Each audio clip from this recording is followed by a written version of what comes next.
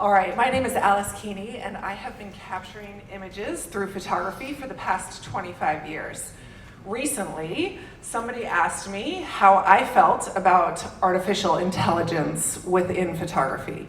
And I have to say, my response was immediate, and I want nothing to do with it. For me, photography is about connection, in-person connection. And I cannot get that connection in a room alone with my computer. And I imagine y'all are the same considering you're here, so I appreciate that. Now, I'd like to speak this evening about that connection that I find with my subjects, most of whom come to me as complete strangers. So I need to quickly build trust and connection in order to find a way to capture a truthful image of my subject. So the first thing that I have to do is be okay with who I am and knock down any fear or negativity that I might have. Now, how many of you dislike having your photograph taken?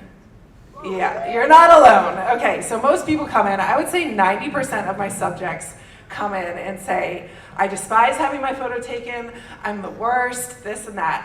But really, everybody's feeling that same fear, and it's my job to connect with my subjects and find that trust. So I try to come in as fully prepared as I can, both technically and with myself. I have to be okay with my moment, with my mistakes, with my learning, before I can ever ask my subject to trust me with some of their deepest fears.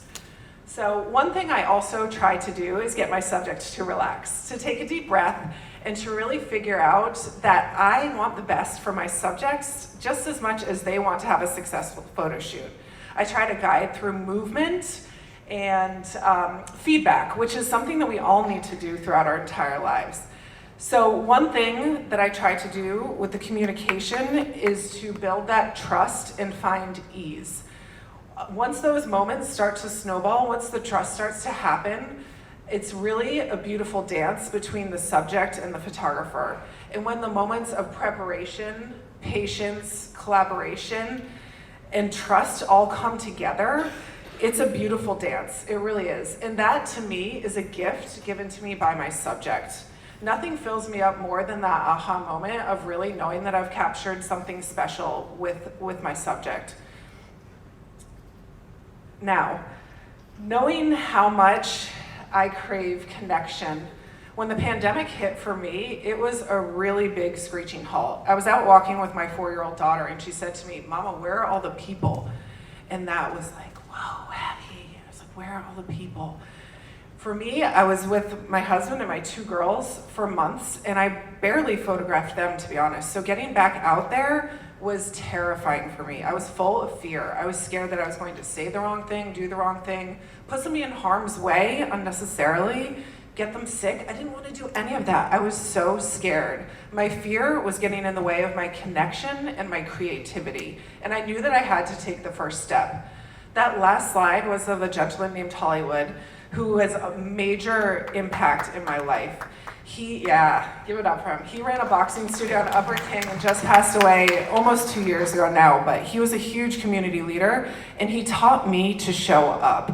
I initially called him in 2005 and asked him if I could photograph his boxing studio with some students, and he said, well, where are you? And I said, well, I actually just live around the corner from your gym. And he said, well, why don't you come on up and talk to me? And I said, okay, when's a good time? He's like, how about now? So I showed up at his gym, and that created a beautiful relationship for years to come. So right now you're viewing images of people that I consider healers throughout our community.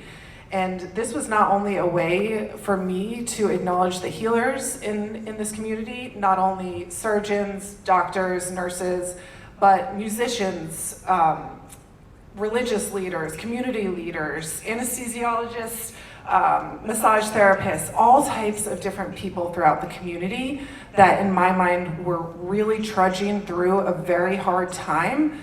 But I was able to bring them in. Initially, I had planned on photographing 10 people, and I was scared that I was gonna waste their time, be a nuisance to them. But when they came in, they were so honored to be photographed that instead of saying no or not wanting to come, they actually had suggestions of other friends or comrades that they wanted to be honored as they were.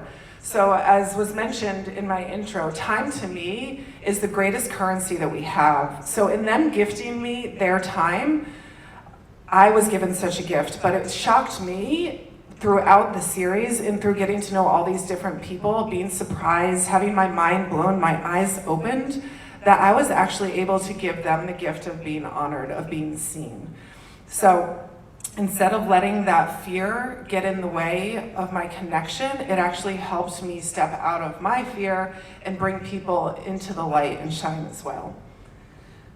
So one other thing that I would like to ask of all of you is to not let that fear stand in the way of your life. This is my photography, my work, but that we all have that inner fear, whether it's with ourselves, with our neighbors, within our community, the nation, and the world.